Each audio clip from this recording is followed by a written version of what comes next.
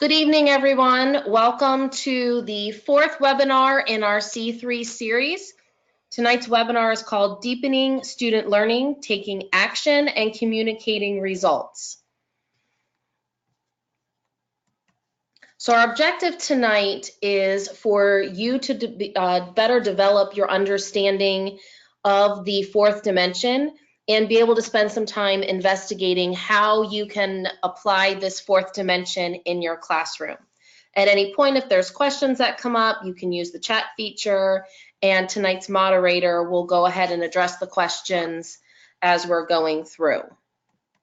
As we've talked about in the earlier webinars in this series, we've talked about each one of the four parts of the C3 framework being included in this inquiry arc.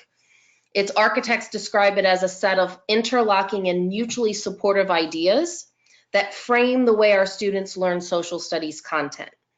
The arc focuses on the nature of inquiry in general, kind of how and why we ask questions, and on the pursuit of knowledge through questioning in particular.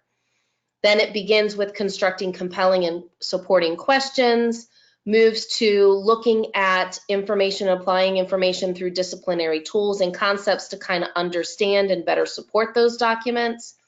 Then we work through evaluating and using evidence to support the conclusion. And then, which is our focus for tonight, looking at communicating those conclusions and taking that informed action. We're also going to talk a little bit about the connection between the ELA skills that you can use to kind of navigate through this fourth dimension. So the first thing we want to talk about is kind of why are we using this C3 framework? Why are we having these inquiry-based discussions?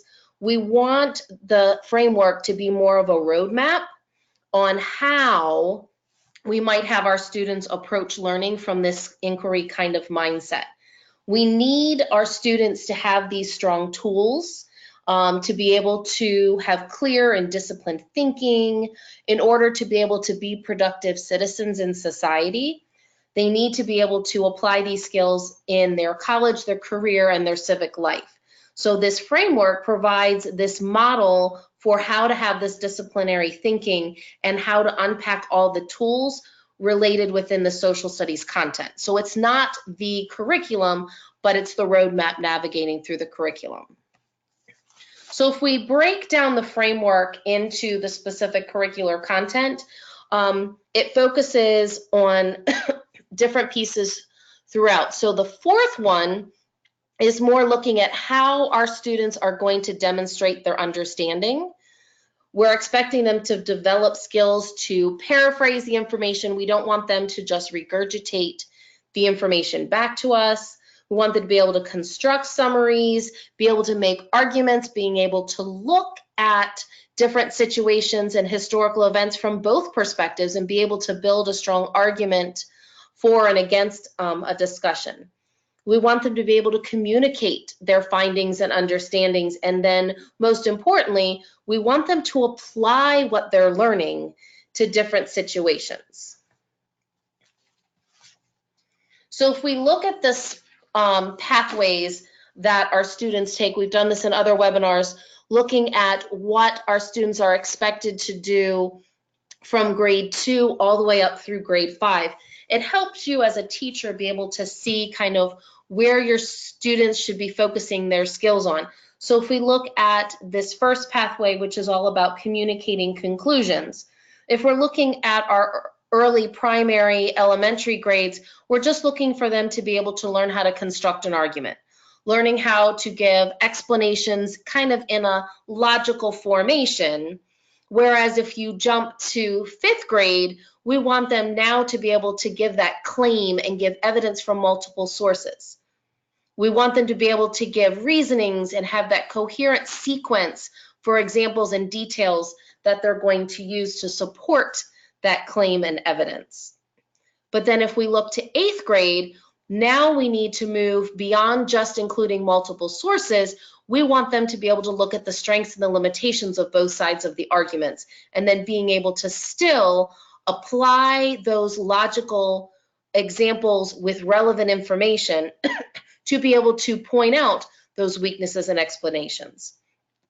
And then if we look to, by the time they're graduating from high school, they're now able to take all of those pieces, being able to talk about counterclaims, evidentiary weaknesses, and being able to put all of that together in that chronological, technical way. In each stage, we want to find that way for our students to communicate, whether it's using a print source, a digital source, an oral source, and it's just getting a little bit more complex as our students progress through the age spans. So if we look at another pathway, we're looking at critiquing conclusions. And this is something that a lot of our students struggle with. So we're looking in the primary grades, just looking to ask and answer questions about their arguments, looking to dig a little bit deeper. Whereas when our students get to the upper ends of elementary school, now we want them to be able to critique their arguments. So looking at those peer reviews, critique explanations, looking for somebody to do further information. Whereas we're looking in 8th grade, now we're starting to build in the expectation of these credible sources and looking at that argument for credibility. And then if we look at, by 12th grade, we're looking at critiquing that claim and the evidence for credibility. So each stage just continuing to build on the previous stage. The next pathway is looking at taking informed action, having our students identify and explain kind of the local and global problems. Just this is the problem that's happened in our community and explain what the problem is. Whereas when we're going to 5th grade, we're looking at disciplinary concepts and looking at the challenges that people are facing in our region, looking at different approaches that our students can take in solving that problem. And then in 8th grade, now you're looking at that same problem through lots of disciplinary lenses. You're looking at it over global time. You're looking at historical. You're looking at characteristics, the causes, the challenges. And now you're taking all of that information to look at kind of potential strategies and outcomes and assessing. So in 5th grade, they're just explaining, whereas in 8th grade, now they're assessing. So we've got that more complex skill being developed in 8th grade. So take a minute to kind of pause that we've built that background about the 4th dimension. Think about what your takeaways, what questions you might be having. And then think about where are you with your students in your classroom at the delivery of informed action? Are they able to take that to the next level? You might be thinking that I don't know how to apply or what that's going to look like, and that's what we're going to talk about in the next piece. So as we're looking at our society and as we're looking at our role as educators, we need to think about, are we building that atmosphere that creates active and responsible citizens? Do we even need to take informed action? What does that mean? It doesn't mean that we want our students participating in the political forum, becoming a lobbyist to go to DC. There is a micro-credential also mirroring this presentation, and it references a blog post from CCSD, a teacher leadership, where they describe 3 different levels of intensity that you as a teacher can apply into your classroom. And there's no one level that's better for the other. That's not one that, you know, level 1 has to be primary and level 3 has to be high school. You can look at each level in all different grade levels. Rather, it's the opportunity to create work that goes beyond just the teacher's eyes for feedback. It's now showing our students that what we're learning in the classroom is going beyond our classroom walls. So the first level is taking informed action just through individual personal use. Looking at a situation, reflecting on learning, developing a plan, research the topic, just keeping it within the classroom, maybe sharing with a partner of what they discovered. The second level, you can take informed action through an authentic experience, creating a capstone project at the end of the unit, sharing it through a presentation. Maybe you have an open house and students get to share that presentation. However, this also can open up opportunities to build mentorships within people in your community to come in and support the learning that your students are doing on a particular topic. The third level is taking informed action from outside of your classroom out into your community. The goal of this stage is to kind of persuade and celebrate or critique the community. This is where you might have active participation in a political campaign, researching an issue, and then actually going out into the community and putting the plan into place. Everybody knows the connection between social studies and ELA. They are using each other. So if you look at, there are 15 anchor standards within the ELA Literacy Common Core Standards that have broader connections within the Dimension 4 of the C3 framework. If you look at anchor standards 1 through 8, they're talking about skills for how to construct an argument, how to write an explanation, writing narratives, whereas standards 4 through 6, they focus on the production and distribution of student writing.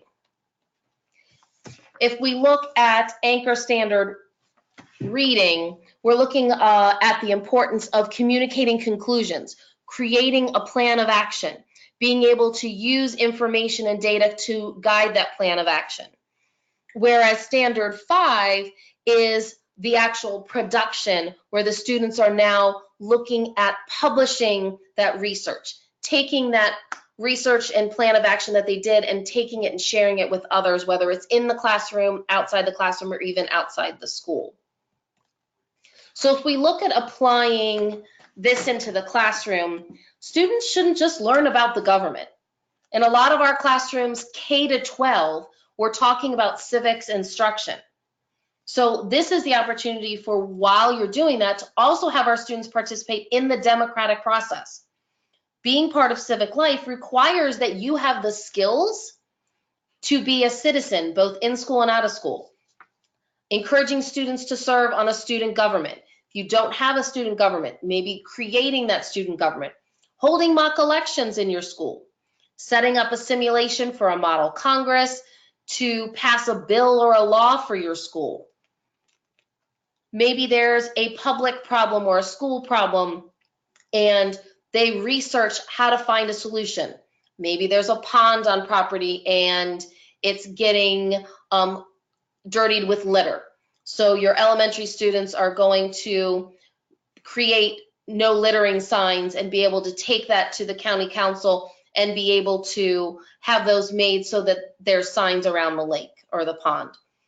Creating awareness campaigns for something, an initiative that's going in the school, having class meetings or council meetings. I know there are a lot of elementary classrooms that have weekly meetings. When I taught elementary school, I had a class meeting every Monday morning and every Friday afternoon to kind of start off our week and to kind of wrap up the week, where we could talk about problems, we could address things.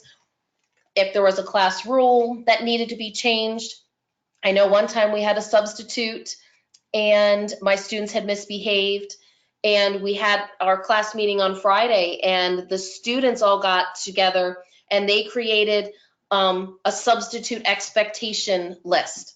And it was all student driven because they wanted the reward when they behaved versus the consequence when I came back and they hadn't done what they needed to do. Some other sample actions that came from different sites, specifically the c3teachers.org, which is a great resource to be able to go to. So if you're in the early primary grades, maybe they look at why do you have rules, and they share their rules to make sure everything stays safe, and they want equitable rules. Another example in kindergarten, if you're looking at wants and needs and how to fill that want and need and why they can't get everything that they want. Talking about global citizenships, whereas we're looking in grades 3 through 5, maybe taking a tour of the school or the school grounds and look at problems they want to address or change, and then having them work collaboratively on an issue. Maybe you have 2 or 3 small groups going on. 4th grade, Does it matter where you live? Brainstorming different opportunity constraints and being able to apply those and share those with a local official. Maybe you get somebody from the tourism bureau to come in and talk about, what information they use to create their brochures and things. And then the students can create brochures from there, looking at why they vote. Have students practice voting, discuss the importance of voting. They're in middle school. If you're not familiar with Fred Korematsu, there's excellent materials out. He was a civil rights leader, and he did a lot to fight for the rights of people. He was in a Japanese internment camp. So this is an opportunity for students to kind of look at this further and encourage this day to be applied maybe in their city or in their county or in their state as well. So a lot of you might be asking, well, what does this actually look like in my classroom with my students? So it can be a culmination of the curriculum. And this is a powerful quote from another socialstudies.com blog, writer Rosalie Metro. And she says, taking informed action can be the culmination of a curriculum. And this is the powerful part, that magical moment when students stop doing mere schoolwork and start doing the work of a citizen.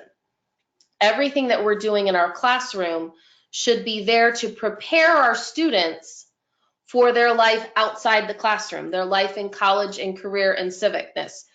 If you had the opportunity recently, the National Socialist Council had their annual conference in Austin, Texas, and the topic of their conference was informed action, agency, advocacy, and activism. And everything that they talked about was how can we create these opportunities for our students to be able to, at all levels, at all abilities, take this informed action approach and be able to make a difference in the community that they live in. So Active Classroom, if you're not familiar, has activities and lesson plans already set up to apply this C3 framework, and they have opportunities and activities built in for communicating results and informed action that you can do within your classroom. So the first one is a lesson that I have done in the past. I did this last spring with my students where they were researching the importance of Gothic cathedrals in life in the Middle Ages. So they spent 3 days looking at sources, analyzing things. They went through the whole C3 framework, and their culminating piece was, for this part, they were communicating results. So I'm going to play this for you so you can kind of hear the discussions that they were having. And this is a 7th grade classroom.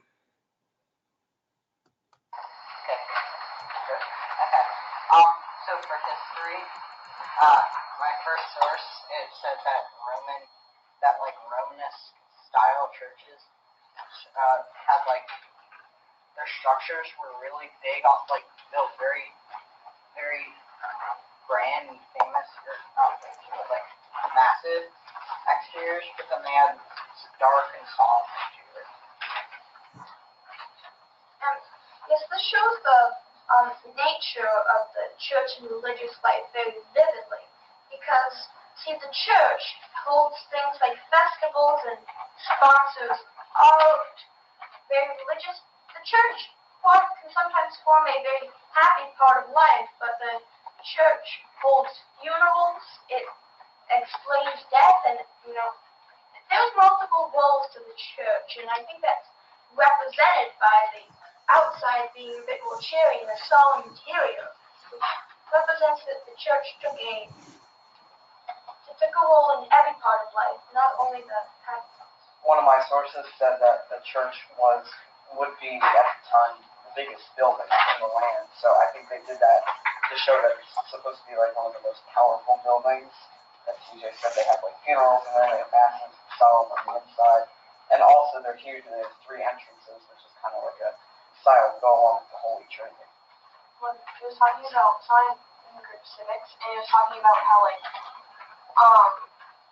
all the churches were very strongly built, and they were really big in size wise, because like religion's a really important thing to them, so like they want to like, I don't like not really give back, but like they want to like show off that religion is so important to them. I had civics B, and for my fourth source, it's for my first source, it talks about how like the Gothic cathedral was like structured and stuff, and how they call it. Well, economically, since it's so very so well structured, it's probably really expensive. It was probably really expensive to build. See, as you may wonder, where does the church get this money? See, I think it shows that the church is able to raise money, and has power. Because see, economics and money is a universal language. Kind of like how the church boasts of Latin to be a universal language. So, the church had land to rent out. It had nobles in favorable positions. The church had money, and it showed it in its cathedrals. It also showed it in like universities. They're like on universities and like how they live, how they like for my third source, it talks about how Aristotle, the Greek writer, he gave like stuff to support the Christian state, and like they used this because they wanted logic, like logical proof of Christianity. Well, see, this shows another good. So if you've never used a fishbowl discussion, it's a great opportunity. You'll see the students that are sitting in the circle, the ones they're participating in the discussion, while on the outside of the circle is another group of students, and they're taking notes on what's being discussed. And those notes are shown on kind of this reflection. So they had to listen, follow along, but then understand how did each one of these areas, history, civics, economics, geography, I also added daily life and education, how did the church impact those areas so they could get a total understanding on the role of the church in life in the Middle Ages. Another set of notes. And then I wanted to give an alternate assignment for some of my students who had to go to lessons or were out on a field trip. So they had the opportunity to be able to kind of write their response. So it's more kind of like a claims evidence reasoning kind of piece. But then we went beyond that, and they were asked to pick one of 5 countries that were pretty common in the Middle Ages, being able to locate cathedrals that were in that particular country. They looked at facts about that particular cathedral, and then they created an informative poster, and then we did a gallery walk so they could communicate the results that they learned. Ironically, right while this lesson was going on, the next day was the tragic event of the fire in the Notre Dame Cathedral in Paris. So a lot of my students really got engaged and wanted to learn more about these cathedrals and then the impact that they had within the community because of that action and applying that of what was happening in the real world. So then we were able to talk about the impact that the communities had on raising money for the cathedrals and the donations that they had, and then they looked at that in modern day. What could we do as a community to help with the cause of rebuilding the Notre Dame Cathedral? So if you look at this quote, the path to success is to take a massive determined action. So thinking about that and communicating that to our students. So then as we're bringing this webinar to a close, take a moment to think about how has your thinking changed about the application or the understanding of the 4th dimension of the C3 framework. Is there anything that's been confirmed? Hopefully, there's something that you can take back and use with your students in the classroom tomorrow. So I hope you enjoyed tonight's webinar, and please check out our blogs and micro-credentials that also support the C3 framework.